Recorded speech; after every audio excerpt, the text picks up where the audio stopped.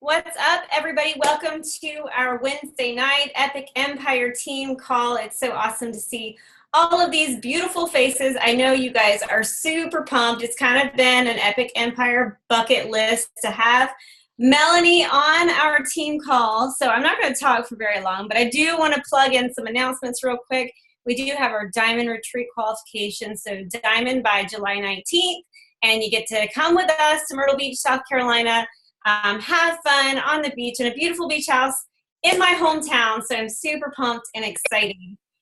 So that is July 19th. And then we also have our new coach training that has kicked off. I want to say new coach, but it was more like an overhaul of our coach training. If you are not in the Epic Tribe Vibe group, please make sure you get plugged in with your upline, because there's a lot of really cool things going on in there. Just really trying to lay things out and simplify things for you.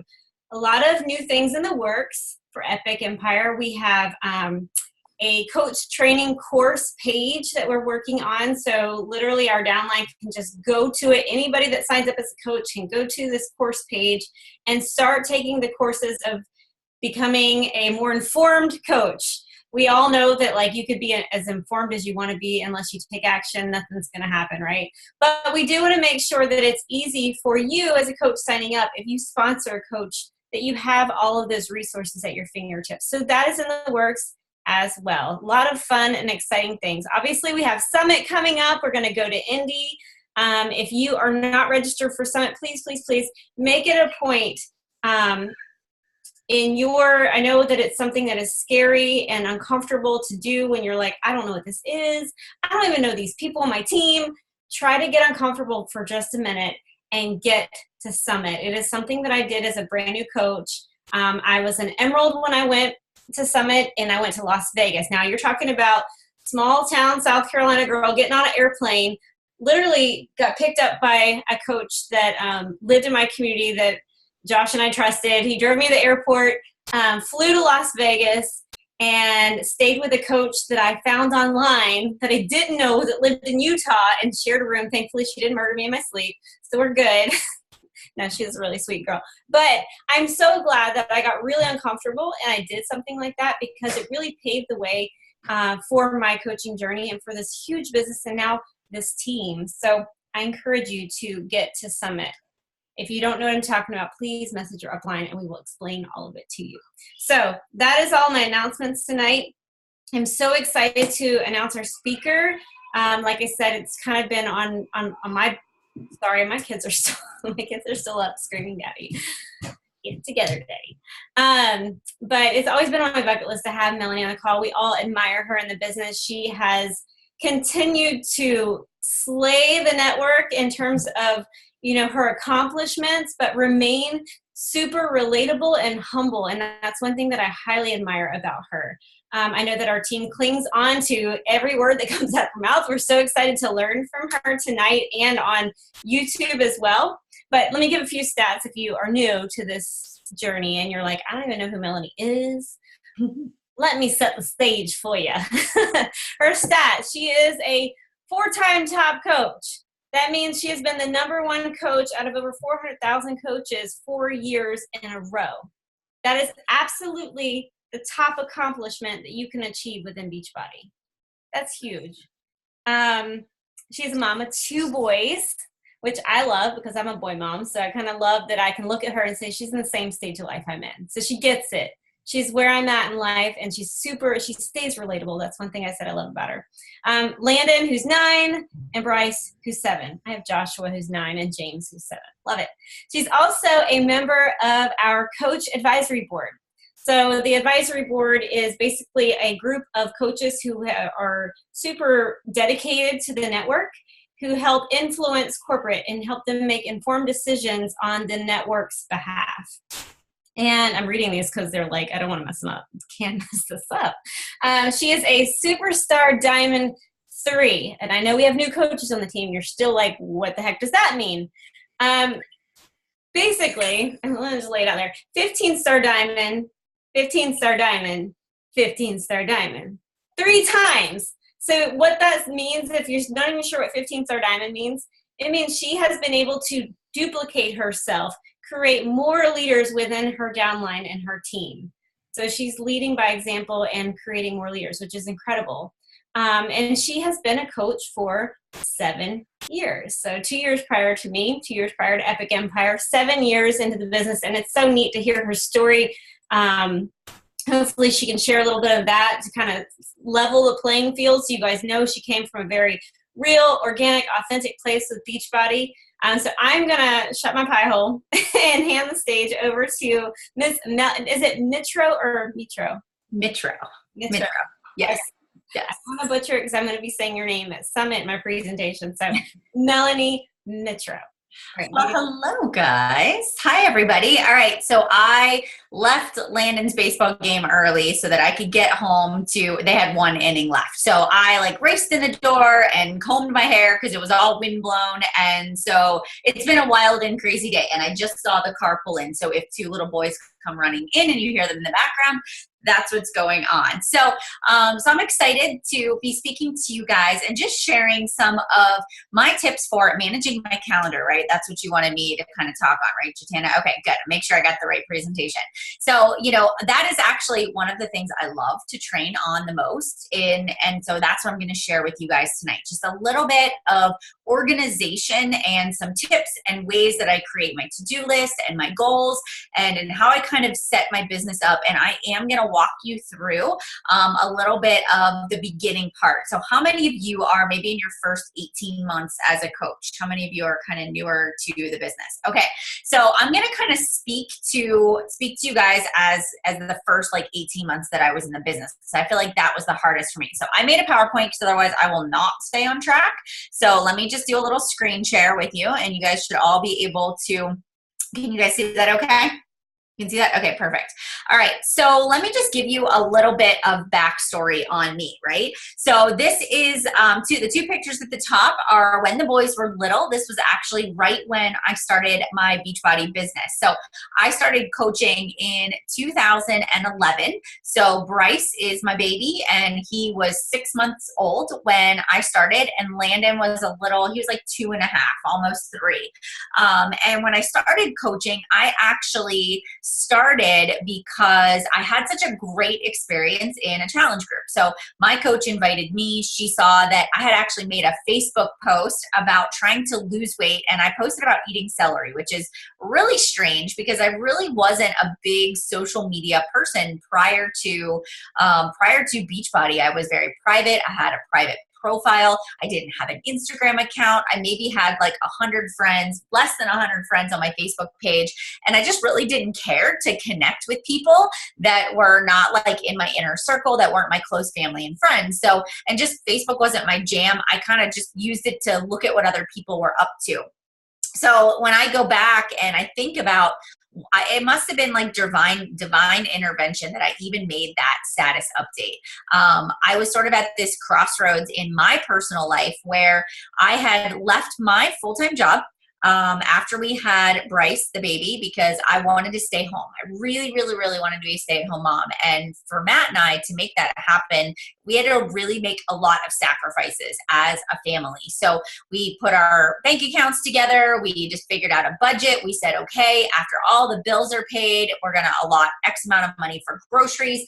And we literally had $100 left in our month to be able to have any sort of fun. So that was eating out or random trips to Target or, taking the kids to the children's museum. So basically here I was, this stay-at-home mom of 2 little boys in the dead of winter. And I was literally cooped up in the house. So I was looking for anything free that I could do. And then on top of that, I couldn't fit into any of my pre-pregnancy clothes. So about 6 months after having Bryce, I was still wearing maternity pants. I was still wearing a lot of my maternity tops. And I can remember when I went into my closet to kind of pull out the spring clothes, the summer clothes, it was about May when this happened and everything, I felt like my clothes just miraculously shrunk. And I was just so upset and I had no money to go buy clothes. And that was kind of the breaking point. And up to that point, I had been walking in the neighborhood. I had some really great neighbors that we each had babies within a couple of months of each other. So we would meet every morning and we would walk. And I did what I thought was healthy. And I was eating low fat or fat free, those 100-calorie pack snacks or frozen Smart One dinners. And I was dieting, and I was having diet soda instead of regular soda. I just had it all backwards. I had no understanding of proper nutrition. And so when my coach saw that post about me trying to lose weight, she reached out to me, and I did what maybe many of you do, is I sort of like went to my coach's page and scrolled down through her Facebook, and her banner at that time was actually her transformation. It was her before and afters from P90X, and she had 2 kids, and her body type was similar to mine. We were about the same age. As I was reading through her page, and she was sharing a lot of inspiration and motivation and other people's transformation stories, I just really felt that I could relate to her. And so I said, yes, I'm in. Tell me what I need to do.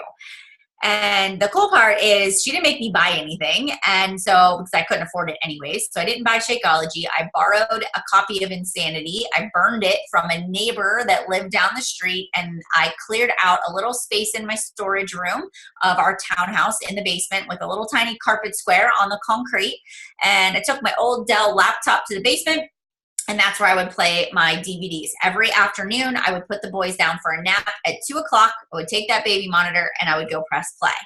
And that first workout, I can remember just laying on that carpet square face down thinking, what the heck did I get myself into? Like, I haven't worked out in 3 years. I am like killing myself. But I literally wanted to change so bad. I didn't know what else to do. I was at my wit's end. And so I just thought, I'm going to go all in. And I was watching these ladies in this accountability group, and they were getting up at 5 o'clock. I thought they were freaking insane that they were getting up so early, but they were working out, and they were eating healthy, and they were posting pictures of their food. And then people were at different points in their journey. So there were people posting their transformation stories. And every day I found myself going right to the computer to see what everybody was up to. And it would like pump me up so that at 2 o'clock I would go down to the basement and do my workout. And I fell in love with that community. And my coach kept inviting me. She kept going, Melanie, you'd make a great coach. Because I was now going in there, and I was sharing my daily updates, and I was sharing recipes and foods that I was trying. And at the end of Insanity, I'd lost about 11 pounds of the 25, 30 pounds that I lost in total. And I put my side by side together, and it was good for me. I was just at the beginning of my journey, and I actually put it on Facebook. I actually was so proud that I finished the hardest fitness program that I felt like was known to man, and I wanted to shout from the rooftops. And I wasn't even a coach yet. And my coach was like, Melanie, all of these people that are commenting, they could be your customers. And I just kept saying no. And part of that was that Matt, my husband, was like, absolutely not. Like, you are not going to be a coach. That's a pyramid scheme. That's a scam. It's a ripoff. Like, if you want a job, let's put the kids in daycare and you can go get a real job, right? So that was the conversation behind the scenes. But all along, my coach was like sending me messages, and she was sending me videos to watch. And I was really beginning to think about, okay, I'm changing my habits. I feel better. I'm eating food. I'm exercising. I've got energy to play with my kids. I have more confidence. Like, women need to know there's another option than having to go to the gym, right? Or starving yourself, or there's like a healthy diet out there. And so, I started to really my mind would roll. I started to think about all the things I could do. I could write a blog. I could, do tutorials. I could take people grocery shopping. And so I literally that July took the money that my mom and dad and my in-laws gave me for my birthday, and I was like, screw you, honey, I'm signing up as a coach. And I just signed up as a Beachbody coach. I bought my first bag of Shakeology, and that was 7 years ago. And I will never forget Matt looking at me, and I waited a whole week to tell him I signed up. And I told him I signed up as a coach, and he was like, that was the biggest mistake of your life. You will not be buying another bag of that powder. So I hope you enjoy it, and you're going to fail. And I'm a really determined person, and I'm definitely the kind of person that says, if you tell me I can't do something and I really want to do it, I'm going to prove you wrong. I mean, it has to be something that motivates me. And so I put my head down, and I was like, I'm going to make this successful. I am going to change one person's life. Now, I was really excited to have something for me. But the bad thing was I was letting my business sort of take over life. And so basically I went from stay-at-home mom, doing the dishes, doing the laundry, playing with the kids, keeping the house up, cooking dinner, to nothing. There were like dishes in the sink and laundry overflowing, and my house was a disaster. And every free minute I was on the computer, and I just was so excited. I wanted to learn everything that there was to learn about Beachbody, but I didn't set any boundaries. I didn't have a schedule. I stopped paying attention to Matt. Like every night my head was in the computer. Even though I was sitting on the couch, we were in the same room, we stopped talking. And, we went from this family that every night after dinner, we just hung out and watched TV and played with the kids, to me being on the couch every night working. And there was really no income coming in right away, right? You all know you put in a lot of time up front for a little return on that investment. And so it was about 6 months into that sort of routine of me just kind of doing my own thing and not really keeping up with the demands of being a stay-at-home mom, Matt and I, that tension began to build, and it just sort of exploded. And it led to just a really bad argument between Matt and I, where he basically said, you have a choice. It's either our relationship, our marriage, or your business. And he actually said, like, I will divorce you if you choose your business. And so it was kind of like this moment, this line in the sand moment, where I was like, whoa. I can't go on like this, and I certainly am not going to let this business ruin our relationship. And so I was like, I'll quit. I'm done. That's it. I'm out. We went back and forth, and for a couple of hours, we just argued with each other, and it finally got to the point where Matt did say to me, because he's a good man and he knew how much I loved this business, and he said, look, like, I don't want you to quit because I don't want you to resent me, and I don't want you to be mad. And so, but we need to come up with a system, and we need to set some boundaries, and you have to pay attention to us, and you've got to, like, we can't keep surviving the way we're surviving. And so we started to adopt some of these things that I'm going to teach you guys tonight. And it all came out of that argument. And I really feel like, God put me in that position. He made me go through that 9 months of a lot of arguing and a lot of fighting. And then that big blowout, because I was supposed to be able to use that to teach other people. And I just love talking about time management and organization and calendar, because this is really this is the glue that holds our family together.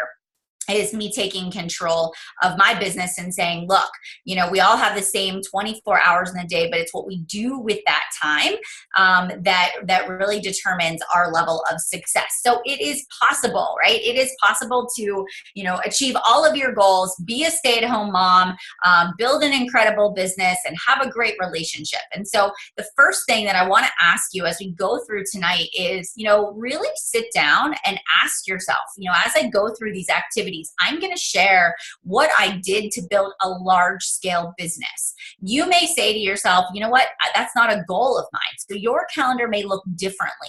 So I do want you to have an open mind of, like, how am I going to adapt this concept to fit my style, right? You may work full time, you may work part time, you may have other responsibilities. So the first thing that I did, right, when I started this activity was I actually took a step back and I asked myself, like, what are my top priorities in my life?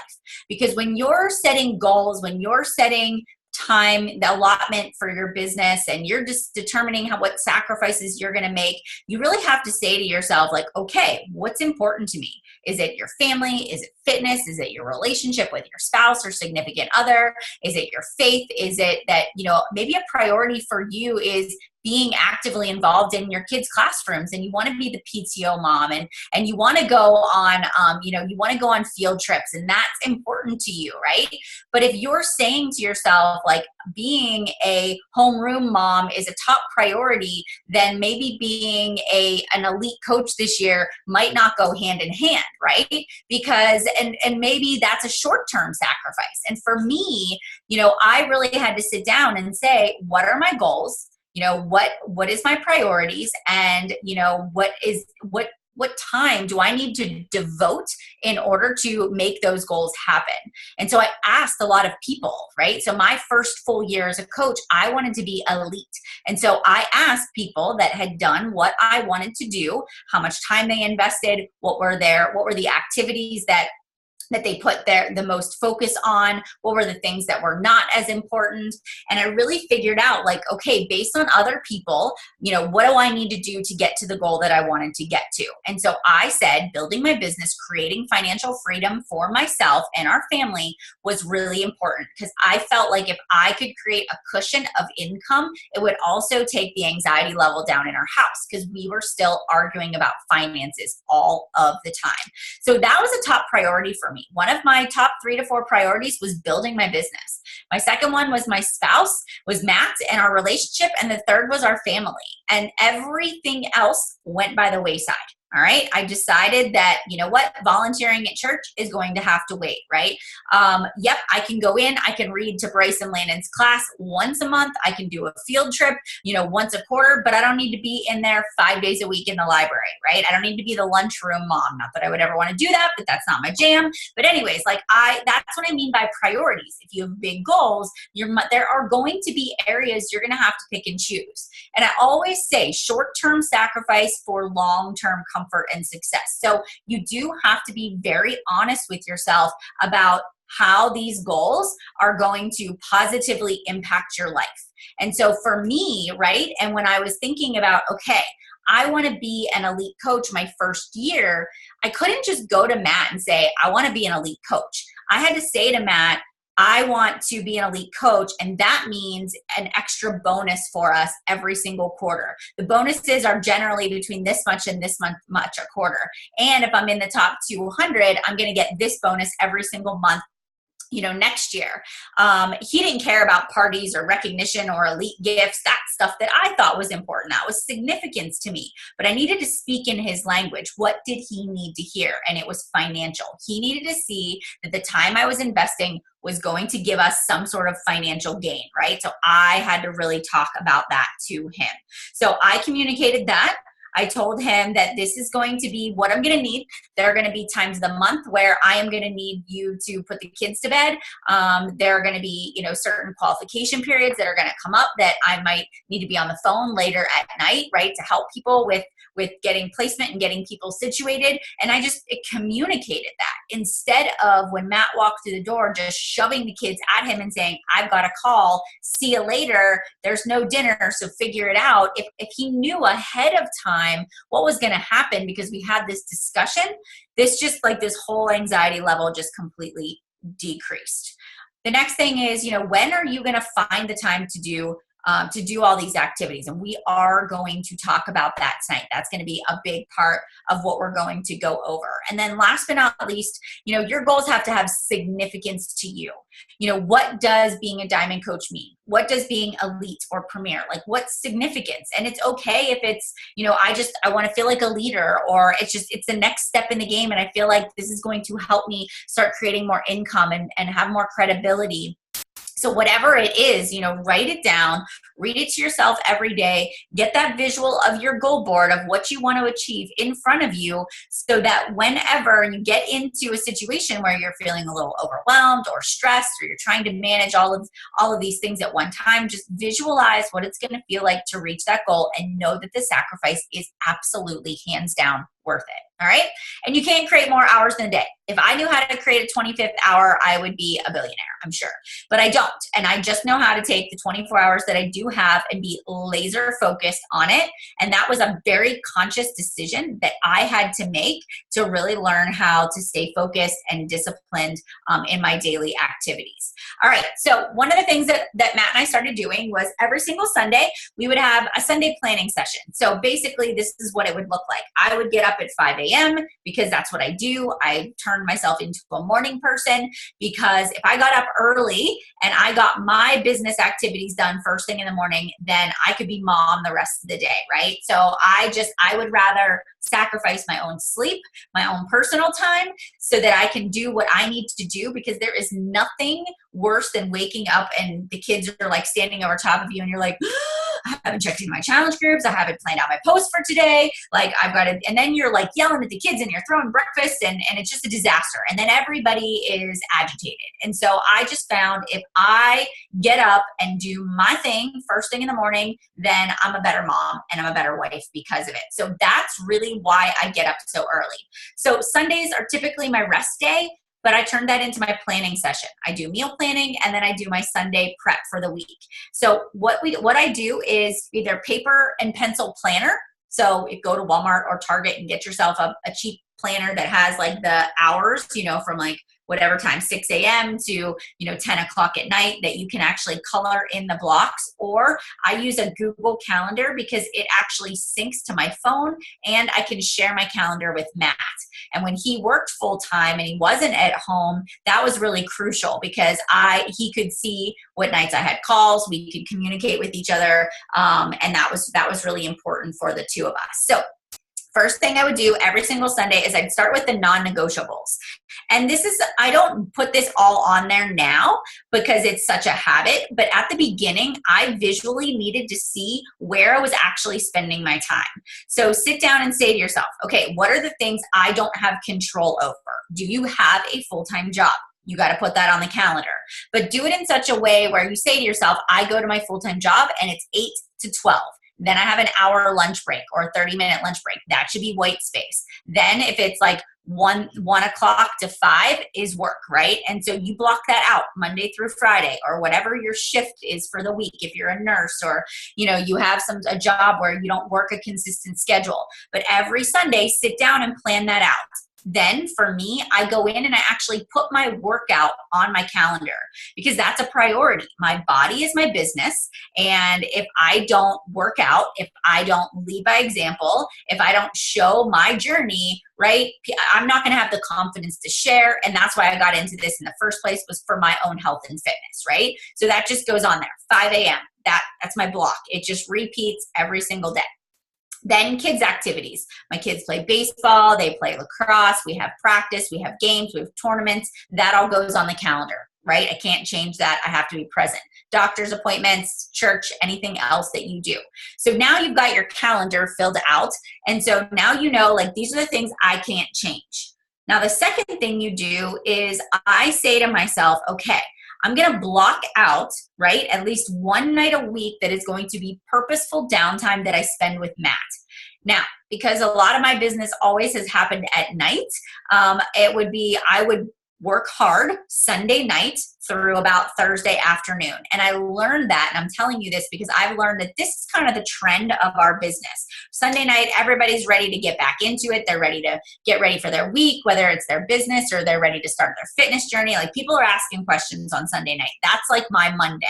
Then by Thursday, people are thinking about the weekends. And Thursday night, I don't know if you guys noticed this, but it's kind of quiet on social media. So I say to myself, all right, I don't need to be sitting on the computer. That's the perfect night to rent a movie or get a babysitter and go to dinner or, do something fun with the kids. So I will purposefully block out like Thursday night for my husband, like for us to go do something or hang out at home together. And if I put it on there, then at least he knows like he's got a spot, right? And he's not just wondering when I'm actually going to fit him in. The next thing is like Friday nights and Saturday nights. For a long time, I was like, we're not going anywhere. We're just going to stay home. And I'd sit with my laptop on the couch and I'd be typing. And I'm like, why am I doing that? There's nothing going on. I don't need to be checking into my challenge groups on a Saturday night. I need to be spending time with my family, right? And so I got into the habit of physically writing on my calendar when I was spending time with my kids, when I was spending time with my husband, and putting that all in there so I could visually see that I was actually creating space for them.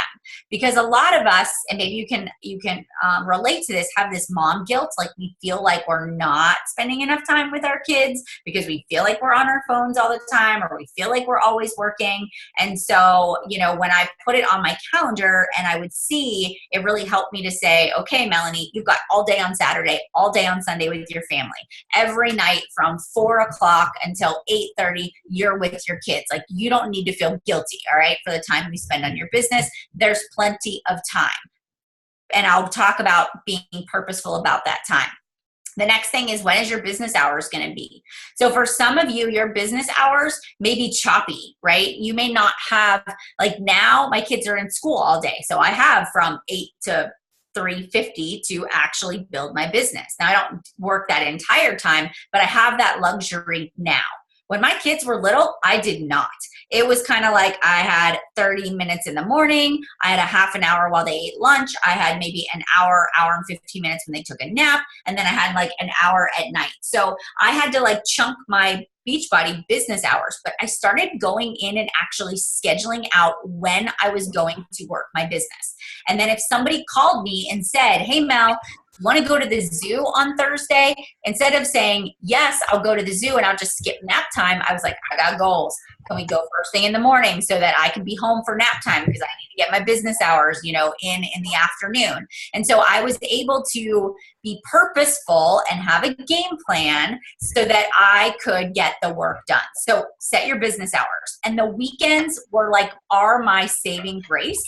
And the reason is because Matt was home on the weekend. So he would get the boys up in the morning and he would get them, breakfast, and they would watch TV, and I could get a good 3 or 4 hours in. So a lot of times during the week I was in survival mode, but the weekends were where I could crank out the majority of my invites and my follow-ups and write post for the week or blog or whatever else I needed to do. So, I was just really worked from this calendar.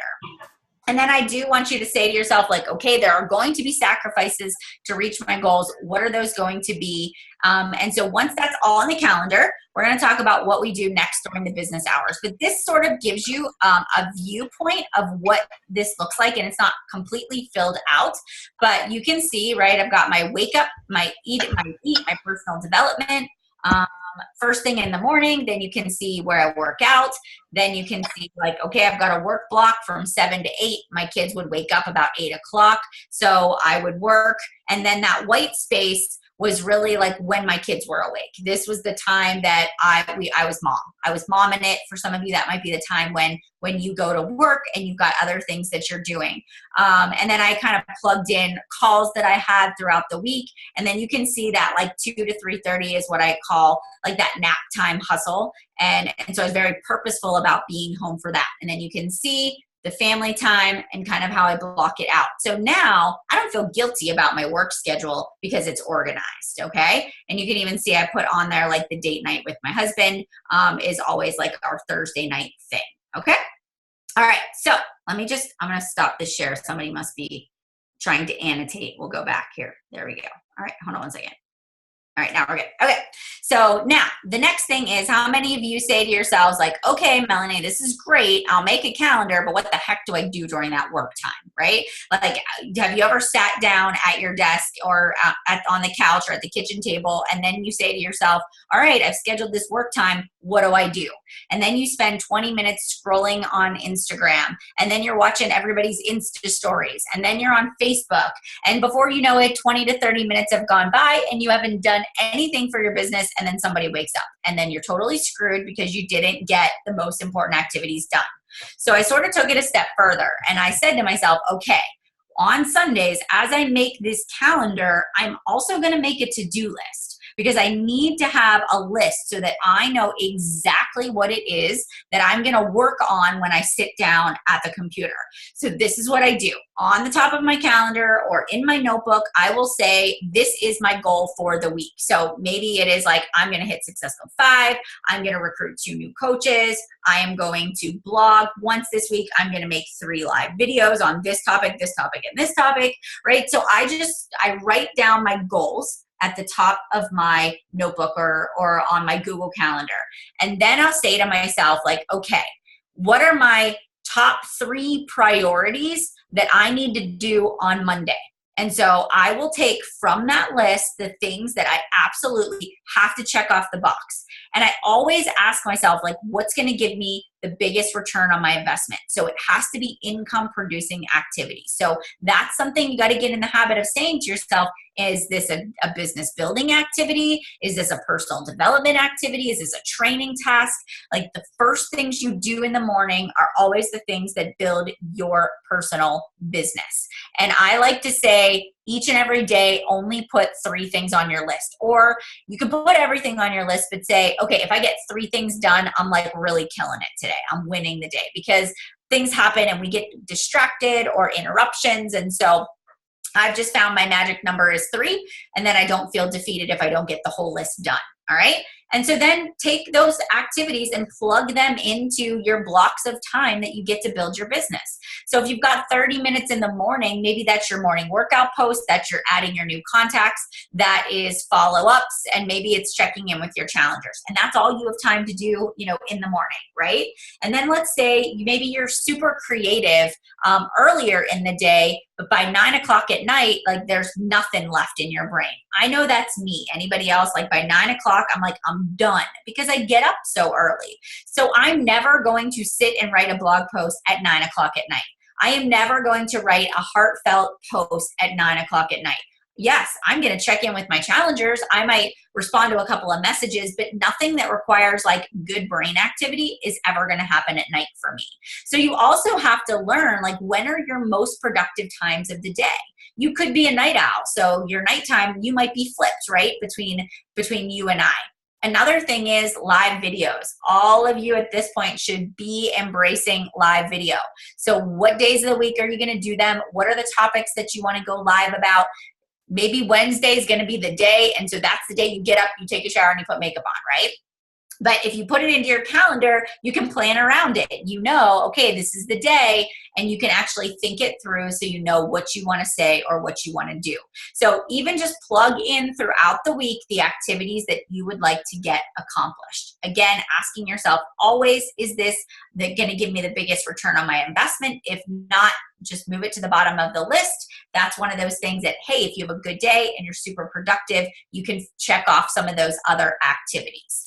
All right. Okay. So now the next thing that I think is really important is just eliminating distractions during your business hours. So again, when I go to bed at night, even right before this call, right before I sat down, I was like, okay, when I get off this call, what do I absolutely have to do before I go to bed tonight? And I made myself a list. I have I have to check my Instagram messages, I need to check my Facebook messages, and I got to respond to my emails. Like, that's what I have to do before I go to bed tonight. So as soon as I get off this call, I'm going to go directly to those things instead of scrolling the news feed. All right. Before I go to bed tonight, I will say to myself, okay, tomorrow morning, what do I have to do? What's on my to-do list for tomorrow? And I'll rearrange things. So I'm always working from a list, and I'm always asking myself, is this the best use of my time? If not, move on to the next activity. The next thing is, this is a huge saving grace for me, is I turn off all of my notifications on my phone. So actually my phone right now has one notification, and I've been talking to you for 40 minutes, right? All my Facebook notifications are turned off. You just go to the settings on your phone and you go to Facebook, turn off your notifications. Go to Messenger on your phone through the settings, turn off your notifications, right? If you have a like page, turn it off. Turn off your Instagram. And turn your phone on silent. And then while I've been talking to you, it's actually upside down so that if somebody text messages me, I can't even see it because I'm present where I'm at right now. And that act of turning off all of those notifications, number one, allows me to be present with my family and not feel anxious that I'm missing something, but then it also, somebody got it again. Hang on. Somebody really likes to annotate tonight. All right, wait, there you go. Okay, so the other thing is, it just keeps me on task. And then I only open one screen at a time. And I should say, I'm not always great at this, but when I was a new coach, this was really important. So if I said to myself, okay, my goal right now is to get through my Facebook messages, I would open Messenger on Facebook, and that's it. I would go down through all the messages. I would go to see all the unread ones, and I would just go right down through all the messages. I'd clean it out, and I would actually set a timer. And I would say to myself, all right, this should take me about 10 minutes to do. And I would set the timer on my phone, or I'll just watch the time on my clock, and I'll say to myself, as fast as I can type. Because I never knew when Landon or Bryce was going to wake up, so I had to work pretty fast. So I just learned to be efficient with my time. As soon as all the messages were answered, I close out Messenger, and then I go to my Facebook, and then I would go down through all my groups. They were favorited, and I would go through my highest priority first. challengers in my challenge group. Then I would go to my coach groups, right? Then anything else I needed to post in or check into. And instead of looking at the notifications at the top, I just look at the notifications in the groups. So if I see that there are 2 notifications in the Coach University or 2 in my team page, I'll go in there, I'll answer those things, and then I get back out again. And so that way, I'm not being distracted by all the other notifications. I'm just focusing on what I need to do. The other thing is, even on your desktop, make sure your desktop is on silent.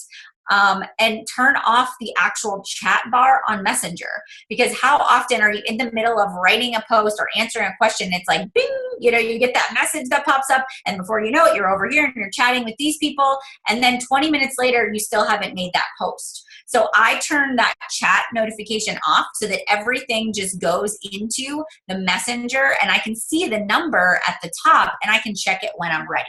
All right. And that's a discipline. That for me is something that I have to be disciplined to say, I'm not a short order cook. It can wait 5 minutes until I finish this activity. The person isn't going to die. And if they're impatient and they can't wait while I'm getting my kids bathed and ready for bedtime to answer a question, then they're probably not my tribe anyways, because I'm somebody that I need boundaries, right? And I will get back to you in a timely manner, but I'm bathing my kids and I'm not working right now. All right. So that's just something that has worked really well for me. Phone on silent, work by a timer. And then I am an online shopper. Love to online shop.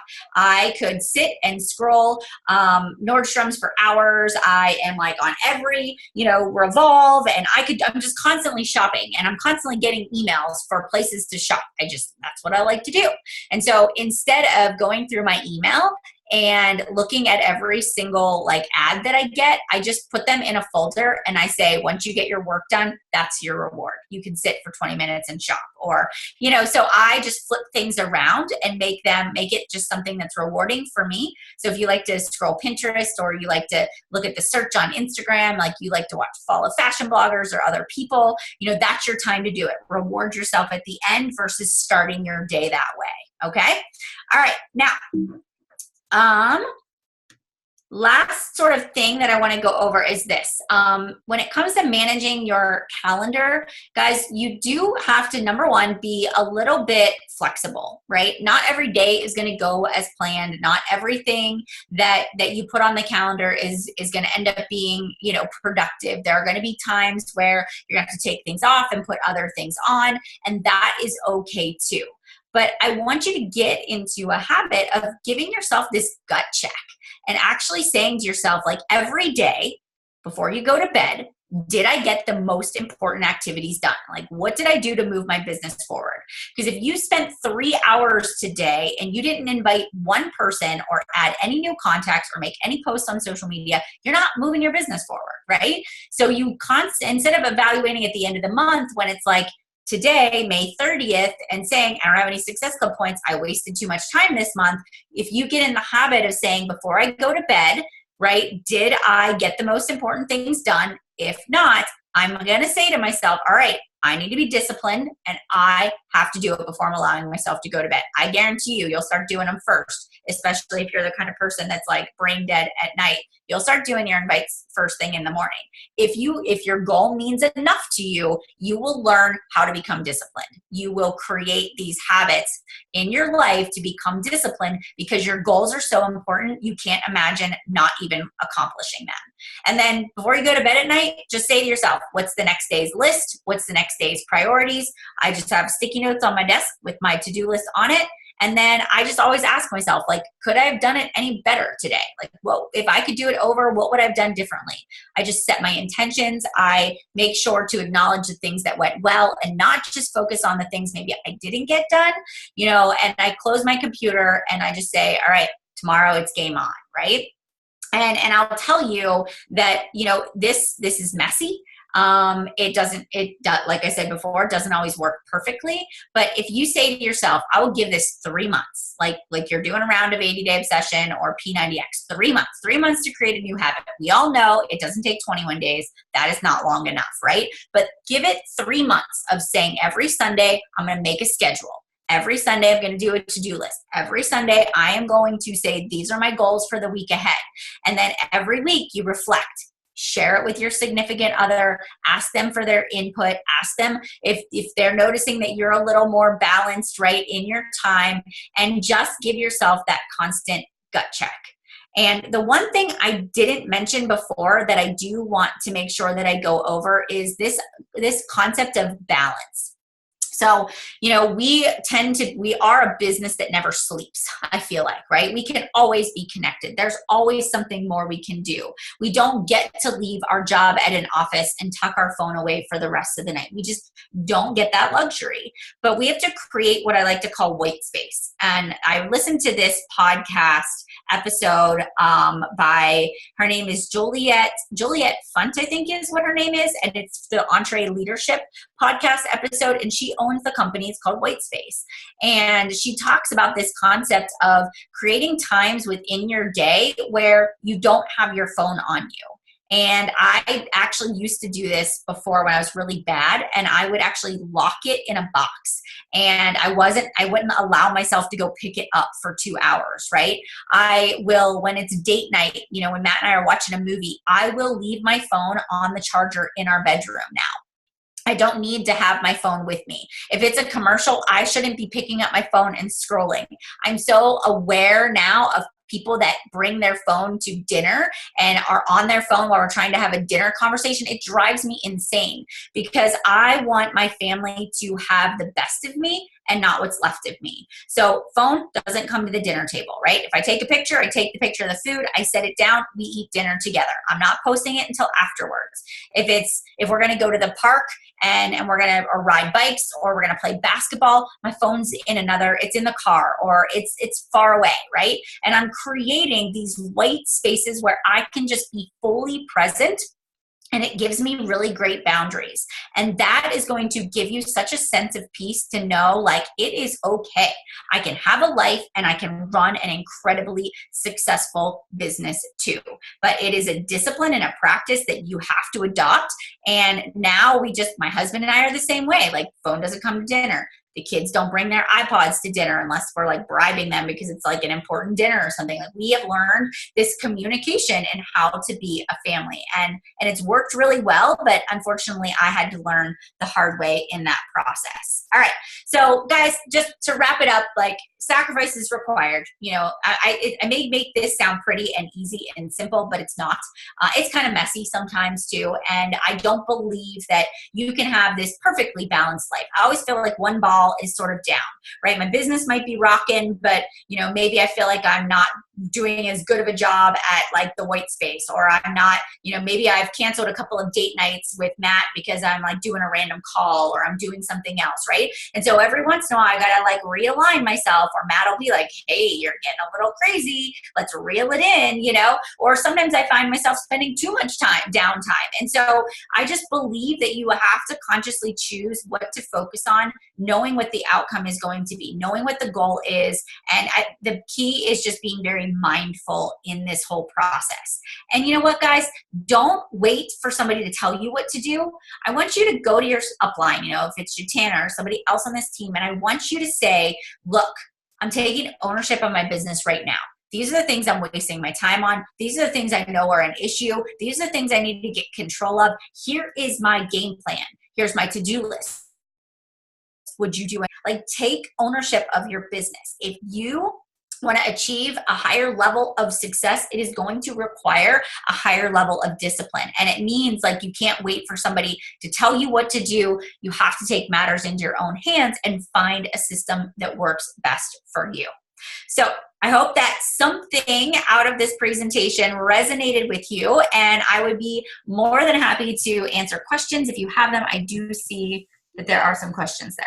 There are some questions in the chat, and I loved that she said in the very beginning, you said that you had asked other coaches who were achieving the things that you want to achieve. You wouldn't ask them what are the activities that they are doing that help them achieve that goal.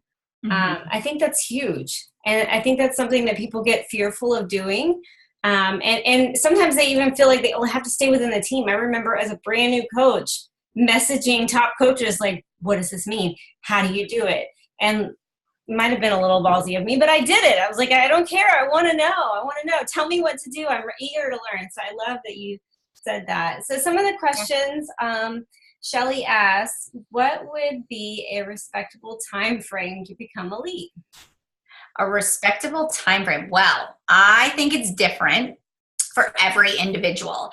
And it really depends on, number one, I think becoming an elite coach is all your mindset. It is all that confidence. And so, it is saying like, all right, becoming elite means I've got to go out there and share my vision. I can't be afraid, and I have to recruit like a boss. And so that means that you have to look at your time and what you're spending your time on and make sure you're focused on building a team and not just like managing your current customers or managing your current team, but you're looking for other people. I have watched people go elite in the first 12 months that they are a coach, and I've watched people, it take them 4 years to become an elite coach. And I just really think it all depends on you and the actual activities that you are doing on a daily basis. So, I think whatever time frame that you want to set for yourself is reasonable. Like, I know my first year that I had coaches that were elites, they were diamond at this point in the year, and one of them was actually emerald, and then they ended the year at 5-star. And it literally was a decision to be focused on the right activities, right? And those activities were recruiting and knowing what elite meant and how to earn points and working their business in a way that was going to earn them points, right? Instead of just willy-nilly, like throwing stuff out there. It was very purposeful in planning. I agree with that 100%. The year that I decided and committed to go elite, I was a diamond coach at the beginning of the year, and I finished the year as a 6-star diamond coach. So it's just a total mindset and knowing the actions that you got to take, they're going to lead you to your goal. So yeah. And there was a lot of sacrifice that went into that like first year. I mean, it just was. It was a lot of juggling all these balls, but we clearly communicated that too. Absolutely. All right. So Jess asked, could she talk about how she tracks invites and follow-ups? Mm-hmm. I have lists of names, but no rhyme or reason and how to go back or what it means. Hope that makes sense. So basically your invite and follow-up process. Sure. My whole process is on Google Streak. So I watched Brooke Lipoff's video that she has, which is like, and so honestly, I have like the attention span of a fly. So I went and I typed in Google Streak, and then I looked for the shortest video, and Brooke had the shortest video. I was like, I'm going to watch you. And so I pulled it up, and then on the other side of my screen, I downloaded Google Streak, and I just watched her video, and I decided like I was losing people in Facebook Messenger. I was losing people on Instagram. I was not following up with people at all. I had a Google Doc that I would like have sheets and sheets and sheets of information, and it was a hot mess. All right. So I realized that I needed to start getting everybody to email. And so I now have like the application process. So, in my bio on Instagram, I have my link tree. It's my challenge group application and my coach application. So from now on, when I'm in a conversation with somebody and they want more information about one of those two things, I simply ask them to fill out the application so I can give them more information. Now it goes right into my inbox, and every single person goes either into like the customer prospect bucket or they go into the coach prospect bucket. And then I have stages. So, I responded to their To Be Mindset application, gave them information. Then once I gave them a link to sign up, I move them to the next bucket. Once they purchase, I move them to the next bucket. Then I've got this list of everybody that's in a challenge group. And so I do the same thing. So my people move through stages, and then it's like follow up 1, follow up 2, follow up 3, not interested, or follow up next month. And I'm just constantly rearranging those buckets. That to me is like my saving grace. And it's a discipline to say every time I'm going to do invites, follow-ups, and messages that I am using my Google Streak, and I just update it constantly. So that is the one thing that, and I was telling my team, and I swear to you, I tell them all the time, like, download Google Streak. I just sent 100 follow-ups in 5 minutes, right, on Monday. And so it's just like your time, you can get so much more done so much faster if you are efficient. So take the time to learn Google Streak, set it up. It will change your life. Love it. Amanda asked, how many hours did you dedicate to your business in your first year compared to now?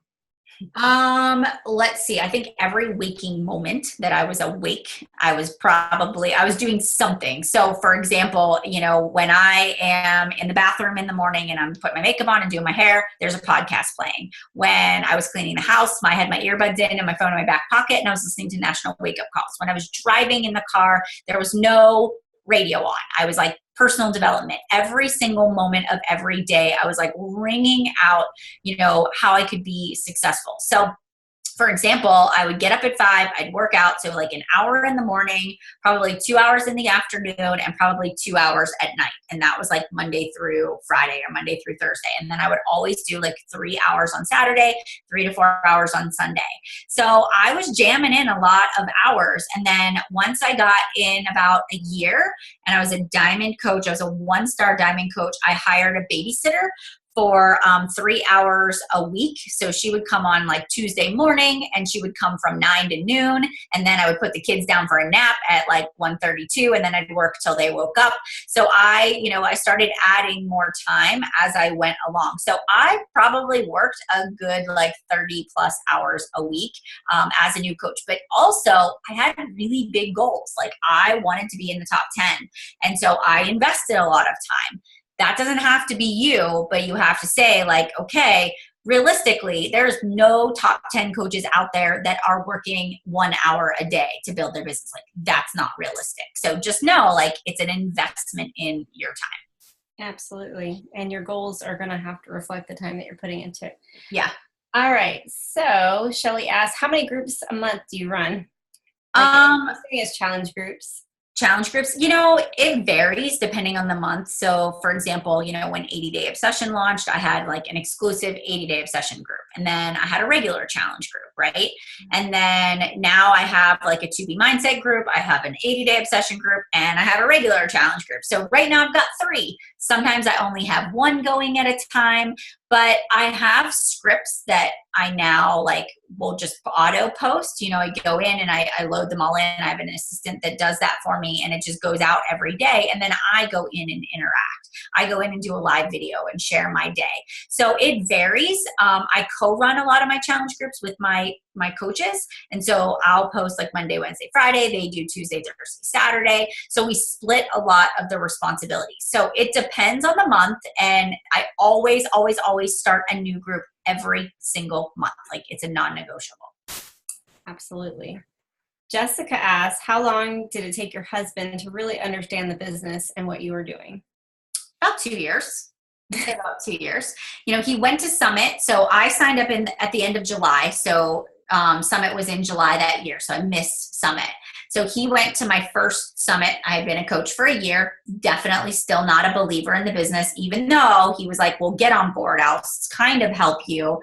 We went to Summit. T25 launched, and then he goes, I think maybe I'll do that T25 thing. And I was like, I'm not going to say anything. I'm like, okay, go for it. I was like afraid I would jinx it if I called too much attention to it. And he did the whole program and he got amazing results. And then by that point, I was starting to make a decent income. And so then he really started to see like, okay, what people are telling me she's capable of is actually starting to happen.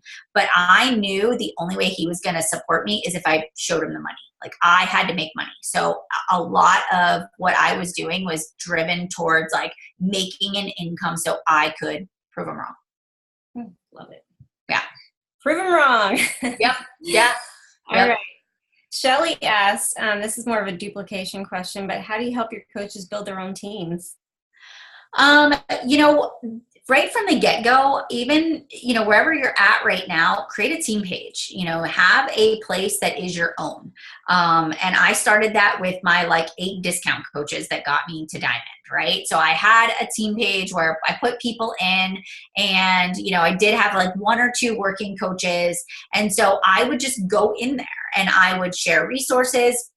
I would copy and paste scripts. So for example, over the weekend, I just sent out like a 2B mindset follow-up. And so instead of just sending my own follow-up, I copied and pasted what I sent out in an email into my team page. And I was like, hey guys, this is the follow-up I just did. And my purpose for sending this follow-up is to make sure people don't cancel their Shakeology, give them the business opportunity invite, right? So I explained myself as to why I was doing what I was doing. And it didn't take me very long. It was just a very simple copy and paste. As I'm planning out my week, I'll go live in my team page and I'll say, all right, guys, this is my goal for the week. Here's the kind of post I'm going to make. Here is why. And so just this very simple act of whatever you're doing, share it with your team. All right. So just take that time to actually walk people through the process and how your brain works. And then getting your coaches to duplicate is all about you sharing the vision of where your team is going and where you're going.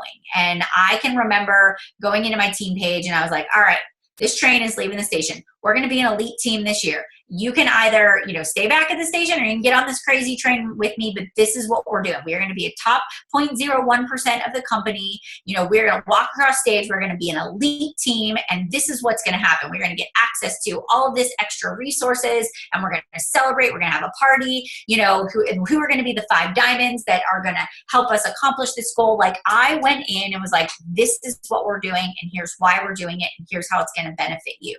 So if you want your coaches to duplicate, you want them to, you've got to bring the energy. You got to level that energy up. You have to communicate. They can't read your mind. And so you really have to every single week go in there with motivation, but also with actual strategic and tactical things that you are doing to build your business too.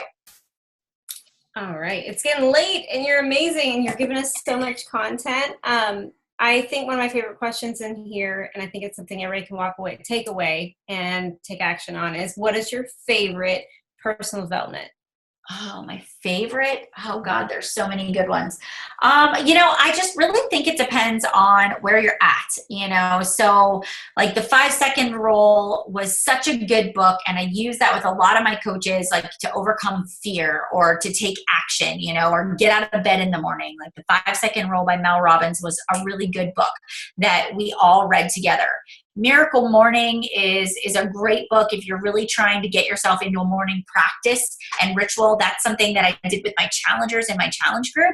With my 80-day obsession group, we read Miracle Morning together because we all were trying to fit in this workout. But it was just a great way to just kind of change our habits.